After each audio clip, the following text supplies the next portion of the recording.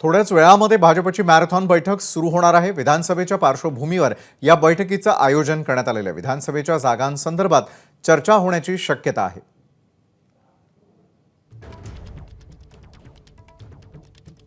भाजपच्या मॅरेथॉन बैठकीसंदर्भातली ही महत्त्वाची अपडेट येते। विधानसभेच्या पार्श्वभूमीवर या बैठकीचं आयोजन करण्यात आलंय। अल्पेश करकरे आपले प्रतिनिधी या संदर्भात अधिक माहिती देतात। अल्पेश, थोड्याच वेळात भाजपची मॅरेथॉन बैठक, काय सविस्तर माहिती?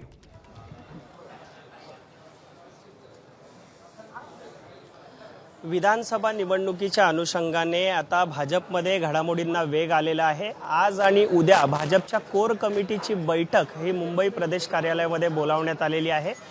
यामध्ये आज देखील बैठक होते आहे। आता काही नेते बैठकीला पोहोचण्यास सुरुवात झालेली आहे। यामध्ये आशिष शेलार पोहोचलेले आहेत, तर काही महत्त्वाचे नेते जसं की देवेंद्र फडणवीस असतील, भूपेंद्र यादव असतील, चंद्रशेखर बावनकुळे असतील, हे काहीच वेळात आता दाखल होतील आगामी विधानसभा निवडणुकीच्या दृष्टीने। तसेच 21 तारखेला कार्यसमितीची एक महत्त्वपूर्ण बैठक भाजपची पुण्याला होणार आहे। या बैठकीच्या अनुषंगानं ही आज वर्किंग कमिटीची बैठक होते आहे। यामध्ये विविध अँगलने चर्चा होणार आहे।